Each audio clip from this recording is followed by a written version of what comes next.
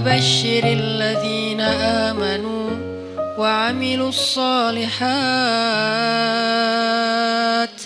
anna lahum jannat. Allah janjikan untuk mereka jannat. Maka untuk mendapatkan jaminan memperoleh surga, jadikanlah diri kita punya ciri-ciri khasnya orang yang beriman. Salah satu di antara ciri khas orang beriman, dia senang ke masjid. Dia tidak perlu tinggal di masjid, tapi dia senang untuk datang ke masjid. Ini artinya bukan hanya sholat 5 waktu, mencari ilmu, sekedar istirahat, nongkrong, tilawah, sholat duha. Walaupun tidak ada keharusan sholat duha atau sholat sunnah itu di masjid, karena emang ada sunnahnya sholat sunnah itu di rumah. Tetapi tidak masalah kita lakukan di masjid juga. Nanti di rumah ada bagian sholat sunnah yang lain. Nah, berkaitan dengan judul kita mager pada malam ini, saya pengen ngangkat hadis tentang 7 golongan yang mendapatkan naungan Allah di padang mahsyar. Hari ketika nggak ada lagi naungan, arti nggak ada naungan, kita nggak akan nemu pohon di sana. Karena dalam konteks literasi Islam yang disebut dengan naungan itu nomor 1 tuh pohon. Kita nggak akan nemu pohon di padang mahsyar. Karena semua areanya satu bumi yang ukurannya 1000 kali lebih besar daripada bumi tempat kita tinggal sekarang, dan namanya tetap bumi mahsyar namanya. Kalau di akhir surat Ibrahim Allah nyebutnya yauma tubaddalul ardu ghairal ardi was samawat. Hari ketika bumi yang lama sudah berganti dengan bumi yang baru. Earth yang lama berganti dengan earth yang baru. Earth yang baru itu disebut dengan ardul mahsyar. Kita nyebutnya padang mahsyar. Dalam teks Arab disebutnya ardul mahsyar. Terjemahan yang lebih tepatnya bumi mahsyar, planet mahsyar. Ukurannya 1000 kali lebih daripada ukuran bumi yang sekarang. Mataharinya juga berkali-kali ribu lipat lebih besar daripada matahari yang sekarang. Kebayang gak tuh panasnya kayak gimana? Dan pada masa itu, yauma la dhilla illa dhilluh, gak ada tempat bernaung, berteduh sama sekali. Kita gak akan nemuin pohon sama sekali. Tidak ada kendaraan yang kita bisa berlindung dari cahaya matahari seperti mobil kita. Kalau orang Arab kendaraannya onta, terus di atas onta itu ditaruh semacam tenda gitu kan ya, itu udah gak ada. Kalau dalam konteks modern, mobil. Gak ada rumah tempat kita berteduh dengan ruang ber-AC, sama sekali gak ada. Semua tempat itu panas. Kalau di bumi sepanas apapun kita masih bisa nyari minimarket ya buat ngadem. Kita bisa nyari pohon, kita bisa mencari payung, kita bisa pakai topi, kita bisa dipayungin sama dia. Masih banyak cara gitu untuk berteduh dari matahari. Pertama mataharinya gak panas-panas amat, keduanya banyak tempat berteduh. Gak kebayang di padang mahsyar matahari entah berapa kali lebih panas daripada sekarang, dan kemudian buminya juga tidak ada sama sekali kehidupan, tandus, setandus-tandusnya. Itu hari yang paling luar biasa, melelahkan. Coba teman-teman renungkan, ingat-ingat ya. Dalam hidup kita pernah gak ngejalanin satu hari yang capek banget di luar rumah? Capek banget di luar rumah. Kalau buat saya pengalaman kayak gitu tuh terjadi pas lagi haji, hari Jumat, haji besar. Saya jalan malam nih, begitu matahari terbenam, jalan dari Arafah ke Muzdalifah. Jalan ke Muzdalifah, sampai di Muzdalifah itu jalan padahal cepat sebetulnya, dekat, tapi karena crowded banget, akhirnya macetnya bukan oleh kendaraan, macet oleh manusia. Kalau di Indonesia, Bandung, Jakarta kita sering macet kendaraan, ini macetnya tuh manusia. Sampai berhenti, tapi manusia. Coba, kalau berhenti kendaraan masih mending. Bisa pakai motor, bisa jalan kaki lebih cepat naik mobil daripada naik mobil. Ini orang tapi macet, berhenti. Sampai di Muzdalifah itu udah tengah malam. Padahal kalau normalnya paling juga sejam. Sampai Muzdalifah tengah malam. Muzdalifah langsung tepar di atas tanah, istirahat sebentar karena emang ada sunnahnya bermalam di Muzdalifah, tapi kita nggak mungkin bermalam penuh karena ngejar, karena macet, jadi kita kondisional. Istirahat sejam 2 jam di atas tanah, tidur, bangun tidur, milihin kerikil untuk lontar jamarat, jalan lagi ke Mina. Sampai di Mina udah subuh. Subuh lontar jamarat. Lontar jamarat, beres lontar jamarat langsung pulang ke Mekah, dan itu semua jalan kaki. Pulang ke Mekah buat tawaf ifadah. Nah itu sampai di Mekah itu udah menjelang zuhur. Tawaf gak usah jalan, berhenti aja, berdiri aja gitu. Itu kita tawaf sendiri, dibawa oleh arus. Jadi tawafnya gini, 7 putaran, gitu aja, muter. Karena ke bawah arus, saking padatnya manusia. Lalu beres tawaf yang kayak gitu kondisinya, udah jalan dari kemarin maghrib sampai siang nih jalan terus. Tidur baru 2 jam, itu juga gak jelas. Kemudian balik lagi ke Mina, karena harus masuk Mina sebelum matahari terbenam. Kalau masuk pas matahari udah terbenam, nanti kena denda. Akhirnya kita ngejar, balik lagi ke Mina. Perjalanan sekitar 3 jam lebih. Itu adalah hari yang paling melelahkan dalam hidup saya di luar rumah. Dan padang mahsyar, kalau dibandingkan dengan itu tuh bukan kerikil lagi. Lebih kecil dari kerikil kepayahannya, gak ada apa-apanya. Padang mahsyar lebih dahsyat dari itu. Jalannya bukan setengah hari kayak saya cerita tadi. Jalannya bisa 100 tahun, bisa 1000 tahun, bisa sekian puluh ribu tahun. Itu jauhnya benar-benar jauh. Gak ada kendaraan, benar-benar gak ada kendaraan. Gak ada naungan, benar-benar gak ada naungan. Tandus setandus-tandusnya. Itu yang disebut oleh Nabi, yauma la dhilla illa dhilluh. Gak ada naungan sama sekali kecuali naungan Allah. Cuman satu-satunya tempat kita berteduh, gak akan kepanasan, gak akan kepayahan, cuman berada di bawah naungan Allah.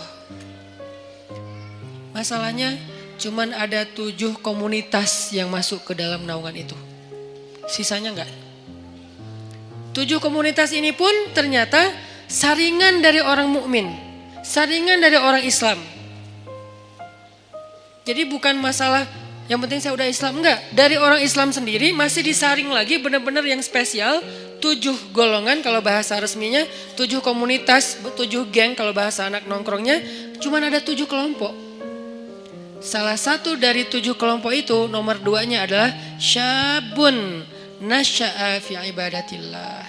Pemuda yang tumbuh dalam ibadah kepada Allah atau dalam ketaatan kepada Allah.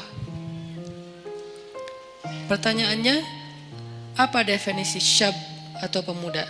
Secara usia dalam Islam, pemuda itu usia di bawah 40 tahun. Itu syab. Secara status belum menikah. Kalau udah menikah Ustadz, udah bukan syab. Karena ujiannya gak seperti yang belum menikah. Beda, saya pernah ngerasain. Berat. Apalagi ada satu teman saya, kemarin baru ditinggalin mantan. Mantannya nikah. Ngirim pula hasil video-video sama fotonya ke dia. Langsung udah gak terkontrol. Langsung kita pegang rame-rame. Jangan sampai dia nyari tower. Nyari-nyari tower, ngapain lo? Mau benerin Ustaz ada yang rusak. Pura-pura ternyata mau loncat. Nah ini nih namanya ujian. Ujian ketika kita belum menikah. Ujian di usia muda di bawah 40 tahun. Kalau belum menikah tapi udah di atas 40 tahun, beda lagi. Usianya di bawah 40 tahun, secara status belum menikah. Karena kalau udah menikah, dia udah ngerasain ketenangan, sakinah. Litaskunu ilaiha. Supaya kalian cowok-cowok merasa tenang kepada perempuan. Udah tenang. Tapi kalau sebelum menikah itu zulzilu. Zulzilu itu kalau dalam bahasa kita tuh gempa dengan skala 9,8 skala Richter. Itu zulzilu tuh. Sampai ada ayat zulzilu iza zulzilatil ardu. Dan yang tahu banget ayat itulah jomblo. Zilzal, kehidupannya itu terguncang luar biasa. Ngelihat orang semuanya kayak dia paling sengsara di muka bumi. Ngelihat setiap orang tuh deg-degan. Ngelihat cewek deg-degan. Dan apalagi ngelihat ceweknya crowd kayak gini gitu ya. Baru masuk di depan mall, aduh saya kok deg-degan ya. Zulzilu, guncangannya tuh luar biasa. Kalau yang udah sakinah, santai. Karena di sebelahnya ada istri. Kalau nggak ada istri, deg-degan juga gitu. Intinya mah beda ujiannya, karena beda ujiannya maka beda pula rewardnya. Al jaza ala qadril masyaqqah, balasan Allah itu tergantung beratnya beramal. Buat yang masih sendiri beramal itu lebih berat. Kenapa? Karena zilzal dalam di batinnya tuh kenceng, godaannya tuh banyak, mikirin itu nggak jelas apa yang dipikirin, karena ya gitu kondisinya tuh antara kayak nggak ada kejelasan status, apalagi dia udah sendiri digantung, kan lebih nggak jelas lagi ya. Saya gimana? Berat statusnya. Nah ini nih ngeri banget ujiannya. Kalau dia nggak pegang Allah, dosanya itu bisa udah 1, 2, 3 dosa-dosa besar itu beruntun bisa dia lakuin. Udahlah kayak gitu, nggak tahu harus melampiaskan kepada yang halal. Dia tinggal di antara kelompok masyarakat yang tidak terjaga, yang penuh fitnah. Tinggal di kos-kosan, kos-kosannya campur cewek cowok. Dan di situ itu anak-anak yang mungkin belum semuanya pada paham agama atau taat beragama. Sehingga biasa aja ngobrol, keluar dari kamar itu pakai daster biasa. Itu kan zilzal kan, itu ujian yang berat. Terus harus kemana? Kalau yang udah nikah, pulang ke rumah. Kita pulang kemana? Zilzal kan, guncang. Gak usah diterusin kata-katanya. Masa saya harus bilang ke kamar mandi Ustadz? Enggak lah. Maka itu kan dosa kan? Jadi dosa juga nih. Terus gimana dong? Kita harus ngapain Ustadz? Nah disitulah ujiannya. Sehingga kalau dalam kondisi kayak gitu, dia bisa istiqomah, dia bisa tetap taat kepada Allah, itu dia istimewa banget. Lebih istimewa daripada yang udah nikah. Makanya buat yang udah nikah udah mungkin kesempatannya bukan di nomor 2, di nomor 1, nomor 3, 4 sampai 7 kan. Tapi yang nomor 2 udah lewat. Karena dia gak dapat lagi ujian seberat syab, anak muda. Ujiannya udah gak kayak mereka. Saya pernah dengar 2 anak muda sama-sama lagi ngobrolin tentang perasaan. Itu gak ada yang dengar, dua-duanya ngomong dan curhat. Lu masih mending gua, ya itu mah gak ada apa-apanya gua. Terus aja masih sama-sama curhat. Saking zilzalnya tuh luar biasa. Dan saya senyum-senyum aja. Ustaz kok diam aja sih? Sakinah. Beda kita, beda nasib. Malah saya panas-panasin, saya telepon istri saya.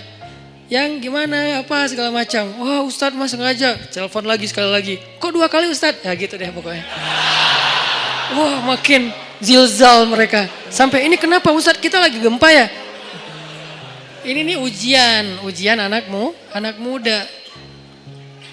Makanya karena diuji kayak gini, akhirnya ya kalau dia bisa tetap istiqomah, konsisten, komitmen dengan batasan syariat, maka dia istimewa di sisi Allah. Dan juhdun, pengorbanan dia untuk menjaga diri dalam kondisi yang berat kayak gitu, itu yang Allah hargain nanti di padang mahsyar. Kesini wahai anak-anak muda, kumpul-kumpul. Yang mengikuti jejak Yahya alaihissalam, yang mengikuti jejak Maryam radhiyallahu anha. Karena mereka 2 simbol, satu lagi Yusuf alaihissalam. 3 simbol anak muda yang di masa mudanya banyak godaan.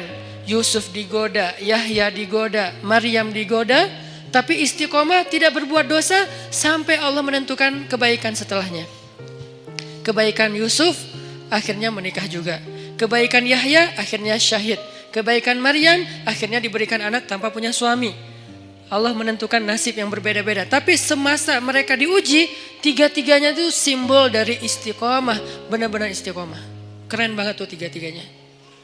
Maryam saking istiqomah, hampir gak kenal cowok dalam hidupnya. Hampir gak kenal cowok dalam hidupnya. Yusuf saking istiqomah, itu digoda sama cewek di dalam ruangan. Dan ceweknya itu bukan cewek biasa. Bukan hasil editan pas ketemu kok beda. Enggak.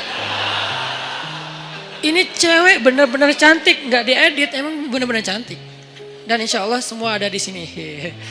Daripada mereka tiba-tiba pulang satu persatu ntar ya. Kok sepi di atas? Sebel sama Ustadz. Ini cewek benar-benar cantik. Cantiknya itu diakui. Jadi kayak Miss Mesir lah. Bertahun-tahun dia dapat piala Miss Universe malah, bukan Miss Mesir lagi. Itu cantiknya cantik beneran. Sampai direkam kecantikannya di dalam banyak riwayat. Dan dia udah nutup pintu, manggil Yusuf. Yusuf ke kamar, beresin kamar kotor. Datang aja Yusuf dengan polosnya. Bawa kemoceng, bersih-bersih. Pas sudah masuk kamar, ditutup pintunya dari dalam, dikunci. Ceweknya datang ke Yusuf, itu cewek ditaksirin, dikecengin semua orang cowok-cowok yang ada di Mesir. Semua berandai-andai seandainya saya jadi suaminya, seandainya saya jadi suaminya. Yusuf sekarang ada di dalam kamar berdua sama cewek itu. Yusuf juga bukan cowok biasa. Semua cewek se-Mesir juga, seandainya saya istri Yusuf, seandainya saya. Jadi dua nih selebgram Mesir. Maksudnya semua orang tertarik kepada mereka saking keren-kerenah. Cowoknya keren, ceweknya kerenah. Dua-duanya keren lah. Ini dua orang yang keren nih berkumpul di satu ruangan, dikunci dan ceweknya tuh rawadathu. Rawadat itu ngegodain. Gimana Ustaz? Gak usah diimajinasikan. Cukup kayak gitu aja pokoknya. Dipanggil mungkin, tapi gak sampai berbuat dosa ya. Dipanggil atau kesini wahai Yusuf, aku mencintaimu. Gak ada siapa-siapa, kamu gak usah khawatir. Aku akan rahasiakan apa yang terjadi hari ini di sini dan segala macam. Wah itu udah luar biasa. Wahammat bihi. Dia tuh bergairah kepada Yusuf. Dan Yusuf normal. Kalau gak normal gak ada ujian. Maaf saya gak tertarik sama cewek. Gak ada mas. Gak ada ujian. Jadi gak perlu diteladanin kan. Karena dia tidak wajar. Tapi Yusuf ini normal. Apa dalil bahwa Yusuf normal? Wahamma biha. Makanya kalau kita baca Quran tuh tafsirnya tuh yang detail. Kata demi kata. Wahammat bihi. Wahamma biha. Yang ceweknya bergairah kepada Yusuf. Yang Yusuf juga bergairah kepada cewek tersebut. Sama-sama bergairah. Sama-sama tertarik. Tiba-tiba Allah tunjukin burhan. Muncul wajah Yakub di depan Yusuf. Yakub dalam keadaan ekspresi sedih, gini aja. Gitu ekspresi Yakub.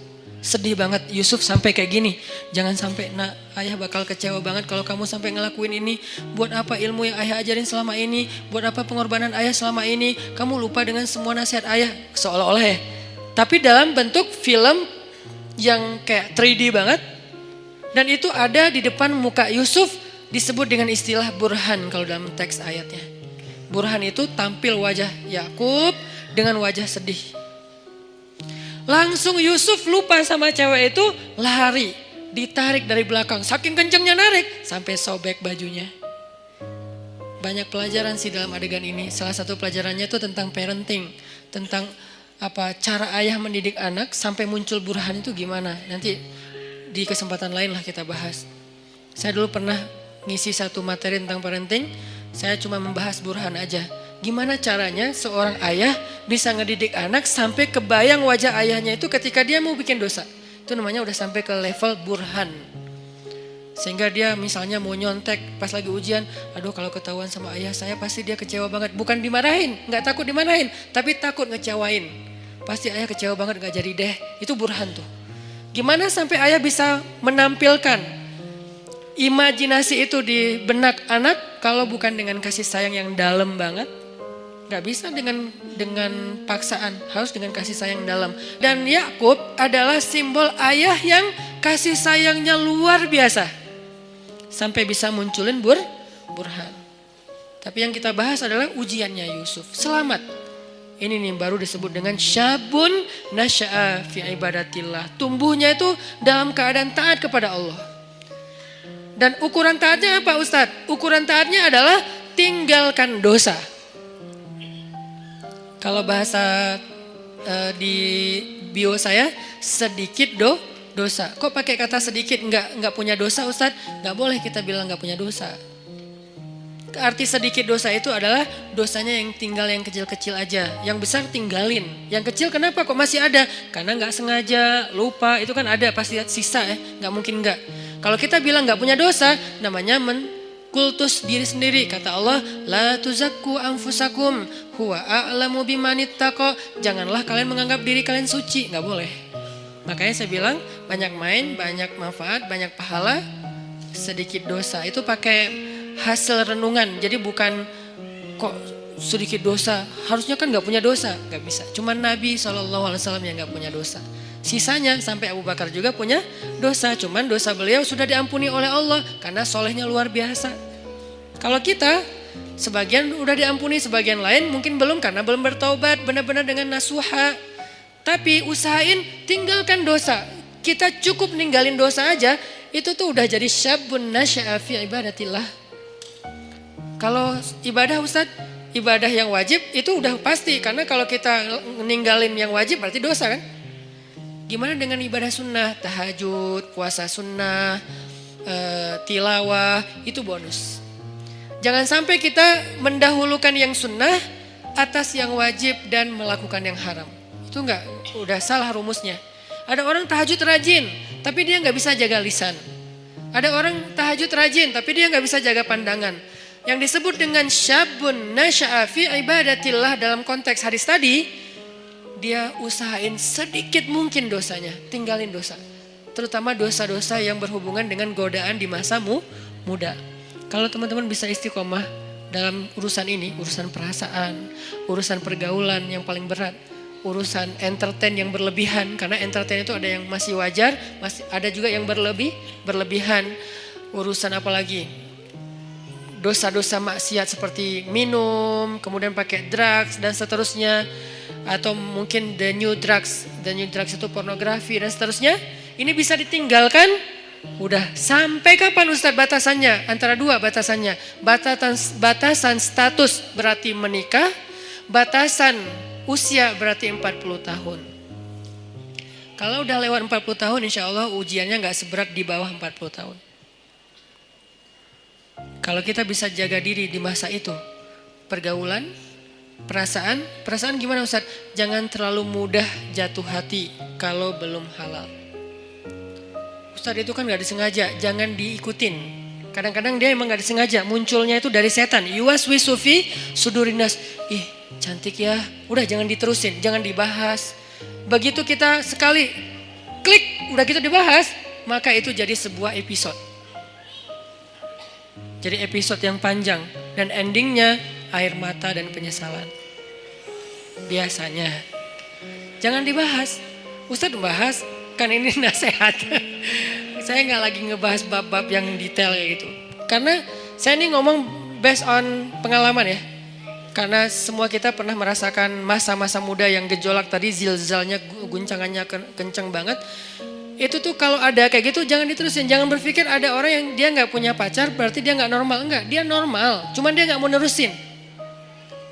Emang dia gak pernah kepikiran kayak tertarik dengan seseorang. Tertarik kalau dia normal. Cuman gak diterusin, gak mau dibahas. Gak mau diingat-ingat.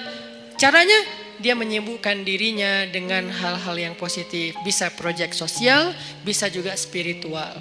Proyek sosialnya bantu orang. Bikin proyek-proyek yang sifatnya healthcare kayak atau kemanusiaan kayak atau apalah, atau proyek yang sifatnya spiritual ya kayak ke masjid, itikaf, tilawah, mumpung masih muda ya udah gua ikut program hafal Quran. Itu menyibukkan diri biar nggak sempat kepikiran yang kayak gitu-gitu.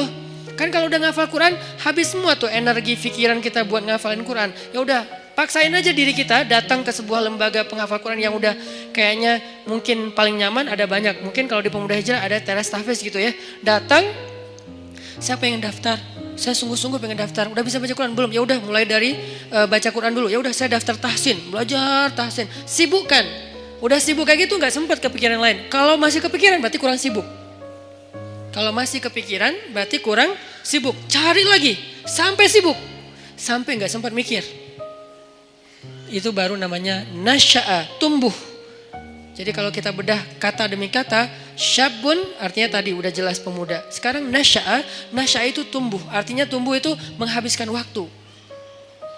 Arti tumbuh menghabiskan waktu, menghabiskan usia, menghabiskan harinya. Berarti daily activity-nya apa? Daily life-nya itu apa? Kita sibukin daily life kita dengan semua yang membuat kita gak sempat mikirin dosa. Gimana caranya? Pilih dari 3 kesibukan secara value-nya. 1, menyibukkan diri dengan yang wajib. Gimana menyibukkan diri dengan yang wajib Ustadz? Sholat 5 waktu, biar sibuk ke masjid. Kalau gak ke masjid kan gak terlalu sibuk ya. Tinggal wudhu, sholat di tempat kita berada. Jadi kan gak terlalu sibuk kan. Tapi kalau biar sibuk, takes time dan lumayan effortnya lebih, wudhu ke masjid. Terus sampai di masjid, insya Allah auranya beda tuh ketimbang kita di tempat kita doang. Ini saya nggak ngomongin hukum, saya ngomongin motivasinya, fadlnya, keutamaannya. Apa? Ditasji' kalau dalam bahasa Arabnya. Ditasji' kepada kebaikan. Sibukkan, nasya'a itu menyibukkan diri dengan sesuatu yang membuat pertumbuhannya itu semuanya atau nggak semuanya pun mayoritasnya positif. Daily life kita tuh mau diapain? Yang wajib, ibadah misalnya. Yang wajib orang tua misalnya, berbakti sama orang tua. Itu udah lumayan tuh ngambil waktu kita jadwalin. Kalau misalnya kita ngerantau, telepon, WA, jadwalin kalau kita dekat sama orang tua tuh datang ke orang tua, ada waktu bersama dengan orang tua ngapain gitu. Keluarga kalau dengan orang tua plus dengan adik kakak atau apa. Pokoknya keluarga ini silaturahim kan. Kalau bahasa lebih ini lagi, silaturahim, jalin, sibukkan dengan yang wajib.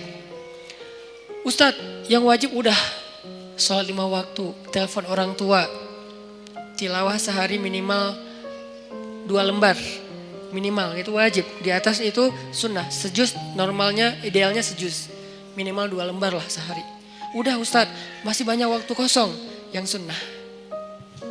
Sibukkan dengan yang sunnah. Yang sunnah apa? Ya tadi kalau ibadah yang sunnah sifatnya sholat sunnah, puasa sunnah, tilawah tambahan dari target 2 lembar, apalagi zikir.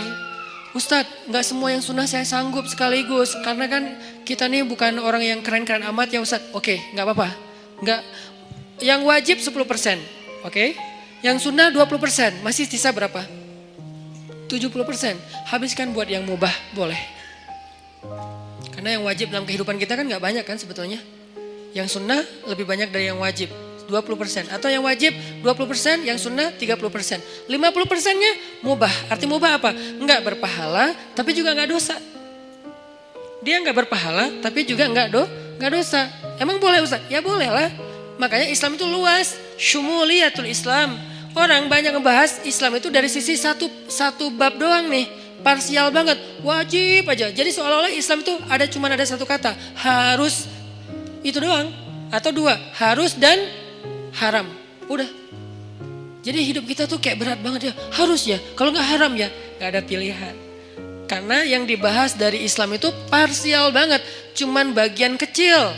Sementara ada bagian yang begitu luas dalam kehidupan kita 24 jam, itu gak dibahas. Yang dibahas yang wajib, ke masjid. Tapi kan kita gak tinggal di masjid kan realitasnya. Gimana kalau kita udah selesai sholat, ngapain lagi Ustadz? Nah berarti kita bahas bab mubah. Mubah, gak dosa, gak berpahala. Apa? Entertain. Ketemu temen, nongkrong, tapi nongkrongnya dijaga. Atau yang lebih positif dan tetap dia mubah, main itu dalam kalau bahasa saya maksudnya itu olahraga ya. Cuman kita kalau nyebut olahraga kesannya kayak berat gitu kan. Kayak ada beban, main aja lah. Tapi yang penting berkeringat, itu olahraga sebetulnya. Cuman main. Kenapa disebut main? Biar sesuai dengan hobi. Jangan dipaksain harus nge-gym semua. Nggak semua orang senang nge-gym, cari treadmill mungkin mahal. Ya udah, lari aja keliling komplek. Kalau perlu Nanti kita mudah-mudahan di masjid kita ke depan ada banyak tempat shower kayak di bandara yang ultimate, yang di Terminal 3 kan ada tempat shower tuh. Kalian ke masjid mah lari aja. Jalan kaki minimal. Sampai di masjid udah siapin handuk kecil, kalau mau jangan pakai handuk. Bawa kanebo. Tapi kanebo yang bagus ya. Bukan kanebo pas digosok gini kulitnya nempel di kanebo atau kanebonya nempel di kulit misalnya. Kanebo yang bagus ya.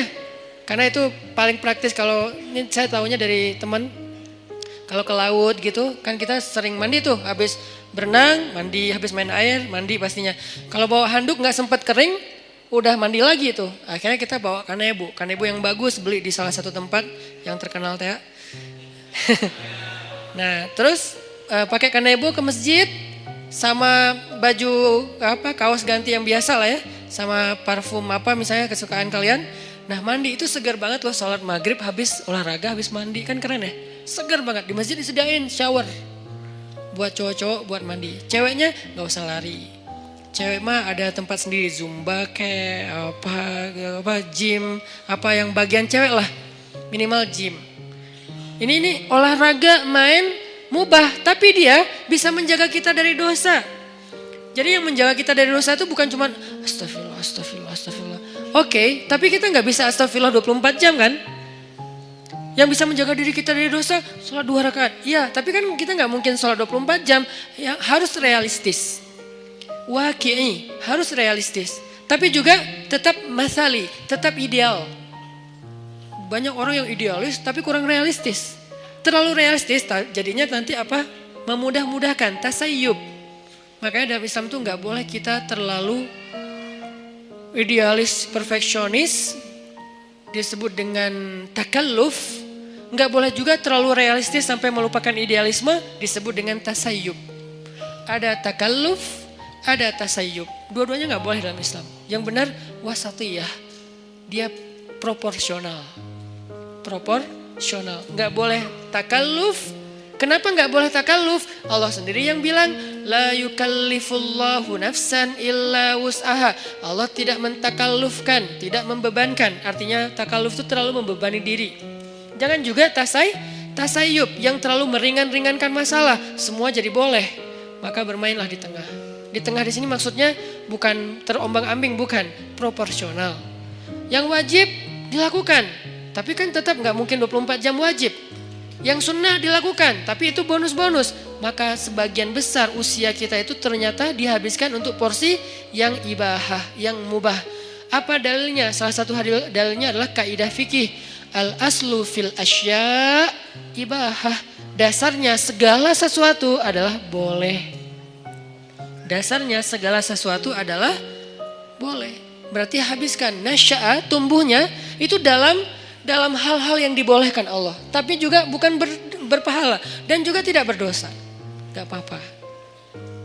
Olahraga, nyalurin hobi, ke bengkel kayak ngulik mesin atau apa. Kalau cewek lebih ke apa skillnya cewek apa mungkin. Skill cowok apa, life skillnya dibangun terus. Supaya dia ketika nanti jadi punya pasangan, life skill dia itu bermanfaat untuk pasangannya. Kalau cewek, life skill seorang cewek yang lebih identik itu apa? Life skill seorang cowok itu lebih identik itu apa misalnya. Kita belajar life skill, itu mubah. Dan dulu sahabat banyak yang mengasah sisi life skill mereka dengan berdagang, dengan bertani. Sehingga ketika ada sebagian sahabat yang berkebun datang ke Nabi nanya soal perkebunan, Nabi bilang apa? Kalian lebih ngerti tentang masalah skill perkebunan daripada saya. Karena itu urusan dunia. Udah kalian ulik aja sendiri. Saya cuma ngasih batasan, jangan curang, jangan apa, batasan nilai. Tapi secara teknis kalian lebih ngerti, udah aja kembangin. Yang seneng komputer, belajar startup digital, sekarang lagi era startup. Anak-anak muda Indonesia tuh harus ngerti startup. Supaya dia dominan, eksis di dunia digital. Supaya enggak terus-terusan jadi orang yang ikut program orang, ngedownload. Tapi harusnya dia bisa bikin orang ngedownload program dia yang hobinya di komputer. Yang hobinya apalagi kembangin produk-produk aplikasi sosial media yang versi yang lebih lebih ketimuran atau apalah istilahnya supaya dipakai karena itu sesuatu yang chance-nya besar loh di zaman sekarang. Banyak hal yang bisa kita kembangin. Itu maksudnya nasya'ah, tumbuh.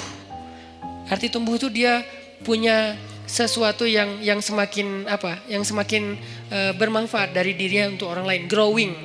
Secara skill dia growing, secara mental dia growing, secara fisik dia growing, tumbuh.